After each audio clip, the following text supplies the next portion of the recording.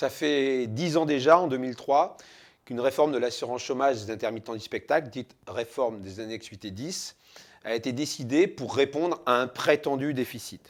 Ça fait 10 ans que nous affirmons que ce déficit n'existe pas. Mais pas seulement nous, de nombreux chercheurs, des économistes, etc., etc. Nos propos ont beau être repris dans la presse, on a en face de nous une machine de guerre qui ne cesse d'asséner le mot déficit, déficit, déficit, déficit.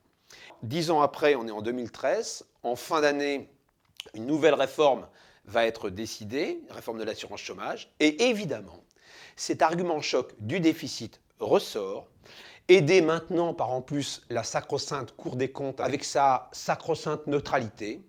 Et c'est sur la base de ce pur mensonge qu'une réforme à la baisse va encore être décidée. C'est pour répondre à ce pur mensonge que ce film est fait. Diffusez-le, regardez-le jusqu'au bout, expliquez autour de vous. Avant toute chose, il est important de rappeler que l'assurance chômage n'a qu'une seule caisse. Il n'y a pas de caisse spécifique des intermittents du spectacle, non, une seule caisse. Et est basée sur le régime de solidarité interprofessionnelle. Et on verra que ce mot n'est pas à 20 mots. Bien. Mais l'assurance chômage a été créée au moment où on était en période de plein emploi. Donc il y avait des cotisations abondantes. Maintenant, l'emploi se fait un peu plus rare et n'est plus en mesure de financer la protection sociale. Et ça, c'est important de comprendre ça. Parce que actuellement, 80% des embauches se font en CDD. Il y a 9 millions de pauvres dans ce pays et l'immense scandale, c'est qu'un chômeur sur deux n'est pas indemnisé. Alors, il y a deux solutions.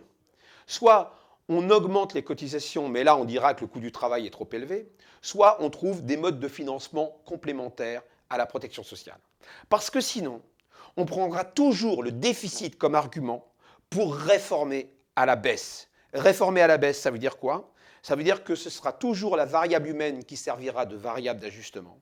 À savoir qu'on va éliminer des indemnisés, c'est toujours comme ça que les réformes sont faites. Il y a un déficit, alors on élimine les gens, on élimine des indemnisés, donc on précarise davantage et on rend pauvres des gens qui étaient déjà très fragiles. Revenons au problème spécifique des années 18 et 10. Comment cette manipulation a commencé ? On est en 2000. L'UNEDIC est excédentaire. Et il y a des prévisions de croissance sur 5 ans. Il y a donc, sur 5 ans, des prévisions que le chômage va baisser. Conformément aux objectifs du MEDEF, les gestionnaires de l'UNEDIC décident de baisser de 6,6% les cotisations au 1er janvier 2001 et de 3,6% les cotisations toujours au 1er janvier 2002. Bilan de ces deux baisses de cotisations, 3 milliards d'euros en 2 ans. 3 milliards d'euros en moins de recettes. Bon. Manque de chance, leurs prévisions s'avèrent fausses. En 2002, il y a une reprise du chômage. Donc, il y a une augmentation des dépenses, puisqu'il y a des indemnités qui sont versées. On a baissé les recettes en baissant les cotisations. La crise économique fait qu'il y a une augmentation des dépenses. L'UNEDIC se retrouve en déficit. Et comme ces gens-là sont regardés par les agences de notation, eh bien, pour justifier ce déficit, on trouve un bouc émissaire, les intermittents du spectacle. Et la réforme peut être justifiée en 2003. Et cet argument est important parce que, regardez, là vous avez la courbe des excédents et déficits de l'UNEDIC sur 10 ans, de 2000 à 2010. Là, on a la courbe du prétendu déficit des annexes 8 et 10, qui est stable depuis 10 ans.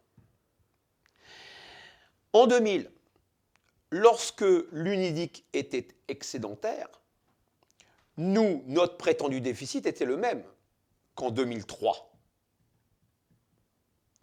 Mais l'UNEDIC n'aurait pas pu justifier la réforme, puisque l'UNEDIC était excédentaire. Donc cette histoire de déficit en 2003 est essentielle pour eux pour pouvoir justifier une réforme. Parce que, comme on le voit, il n'y a absolument aucune corrélation entre les excédents et déficits de l'UNEDIC et le déficit, le prétendu déficit des années 8 et 10. Aucune corrélation entre les deux. Aucune corrélation, ça veut dire aucun rapport entre les deux. S'il y avait un rapport, eh bien, cette courbe-là baisserait quand ça baisserait et cette courbe-là augmenterait quand ça augmenterait. Là, aucune corrélation. Et tous ceux qui travaillent sur la question le savent. Les gestionnaires de l'Unédic, dans leur rapport, pour analyser cette courbe-là, disent que elle est impactée, cette courbe-là est uniquement impactée par les crises économiques et le chômage. L'expert Jean-Paul Guyot, qui avait expertisé l'intermittence du spectacle en 2005, il avait été demandé par le gouvernement d'expertiser l'intermittence du spectacle et les métiers du spectacle, avait reconnu qu'il n'y avait aucun rapport entre les deux. Et je vais vous raconter une petite anecdote. J'étais au ministère en 2005 avec le ministre de la Culture Renaud Dieu de Vabre de l'époque et son directeur de cabinet Henri Paul, et il y avait là un expert du MEDEF. Et je lui dis, vous n'allez pas me dire quand même que vous croyez que c'est 100 000 intermittents qui mettent à plat le régime de l'Unédic? Et ce monsieur m'avait répondu, vous avez tout à fait raison, mais l'important, ce n'est pas que ce soit vrai, l'important, c'est que tout le monde le croit. Voilà, c'est QFD. Donc, aucun rapport entre le déficit et les excédents de l'Unédic et le prétendu déficit des années 8 et 10. De plus, on ne peut pas parler de déficit des années 8 et 10. Ce n'est pas un déficit. C'est une balance analytique entre des cotisations versées par une population et des indemnités perçues par cette même population, à savoir les intermittents du spectacle. Mais ils emploient le même mot pour pouvoir comparer les deux. Et cette comparaison est impossible. Et ça, même un étudiant en première année de comptabilité le comprendrait. C'est impossible parce que ces deux montants ne sont pas calculés de la même façon et qu'on ne peut comparer deux montants que s'ils sont calculés de la même façon. Je vais vous montrer pourquoi. Pour calculer le déficit et l'excédent de l'Unédic, ça, dans lequel nous sommes aussi, on prend les cotisations versées par tous les travailleurs du privé, auxquels on retire les indemnités perçues par l'ensemble des chômeurs. Ce n'est pas la même catégorie de population. Ce n'est pas la même catégorie de population. Bien. Pour calculer notre balance analytique, on prend les indemnités versées et les cotisations perçues par nous, uniquement par nous, par la même catégorie de population. Et elle est là l'arnaque. Pour comparer les deux montants, il faudrait adopter les mêmes méthodes de calcul. Alors allons-y. Amusons-nous à appliquer les deux mêmes méthodes de calcul, à savoir à prendre, comme pour nous, les recettes et les dépenses dans la même catégorie de population. Si je prends pour l'année 2008, j'ai pris l'année 2008 parce qu'elle est exemplaire, l'Unédic était excédentaire de presque 5 milliards d'euros. Si je prends l'année 2008, les recettes de l'ensemble des chômeurs, c'est-à-dire les cotisations versées par l'ensemble des chômeurs, un peu moins d'1 milliard d'euros. C'est normal, à part les intermittents, les intérimaires, etc., les chômeurs au régime général ne cotisent pas, ils sont au chômage. Les indemnités reçues par ces chômeurs, 24 milliards d'euros cette année-là, nous y compris, tout le monde.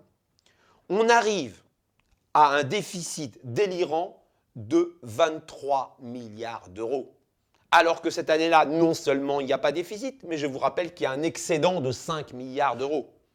Vous voyez qu'en appliquant la même méthode de calcul, on passe d'une réalité qui est un excédent de 5 milliards d'euros à un déficit de 23 milliards d'euros. J'espère que vous avez bien compris l'arnaque. Mais puisque l'Unédic veut faire de la comptabilité analytique, alors calculons tout. En vertu de quelle logique comptable cette balance analytique ou ce prétendu déficit oublie-t-il de tenir compte de toutes les cotisations versées par les permanents du secteur, ou du moins par les non-intermittents? Ils sont 300 000 personnes. 300 000 personnes, des administrateurs de théâtre, etc., etc. Ces gens-là cotisent au régime général. Donc pour l'Unédic, ils ne sont pas différents d'un banquier, d'un charcutier, etc., etc. Ils cotisent au régime général. Et ces cotisations ne sont évidemment pas comptabilisées dans le prétendu déficit des annexes 8 et 10. On ne tient pas compte de toutes les cotisations versées par les intermittents, mais quand ils travaillent en dehors du secteur. Et ils sont nombreux à faire de l'enseignement, de la formation, etc. Dans ces cas-là, c'est des cotisations au régime général. Et puis, on ne tient pas compte de toutes les cotisations versées par des travailleurs qui sont indirectement impactés par la culture. Les gens qui travaillent dans l'affichage, les gens qui travaillent dans le maquillage, les gens qui travaillent dans la photo. Voilà. Tous ces gens-là, ils cotisent à l'UNEDIC s'ils sont salariés, mais ils cotisent au régime général. Et puis, si on continue, on ne tient pas compte des richesses générées par les activités culturelles. Avignon, annulation d'Avignon, ça a coûté 23 millions d'euros. Les garçons de café à Avignon, les gens qui travaillent dans les hôtels à Avignon, ils cotisent à l'UNEDIC. Tous les élus locaux savent que la culture, ça impacte sur d'autres activités. C'est là où le terme de solidarité interprofessionnelle n'est pas un vain mot. C'est qu'une activité impacte sur une autre.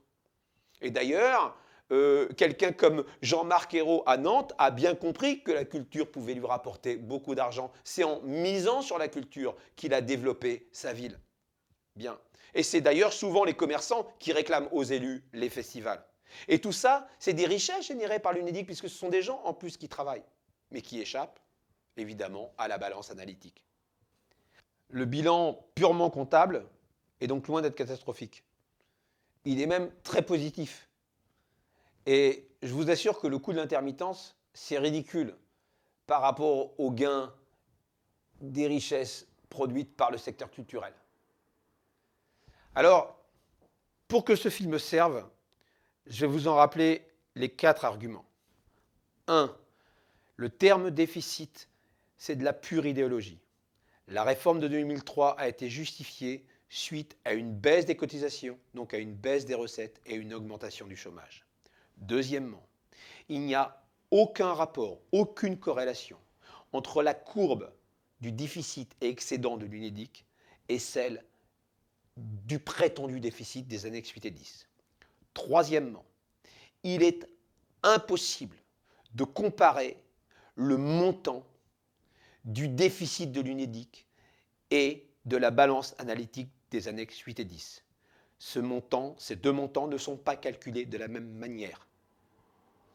Quatrièmement, on ne tient pas compte, pour calculer cette balance analytique, de toutes les cotisations versées par des travailleurs qui ont un rapport direct ou indirect avec nos activités. Voilà, j'espère que c'est clair. On nous demande souvent, mais qu'est-ce que je peux faire? Qu'est-ce qu'on peut faire? Eh bien, je crois que la pédagogie, les explications, c'est déjà une forme de résistance. Alors, diffusez ce film, expliquez tout ça autour de vous. Et je vous assure que, comme ils vont nous pilonner avec ce déficit pour justifier la prochaine réforme, plus on sera nombreux à savoir et à démonter leurs arguments, plus fort on sera pour se défendre. À bon entendeur.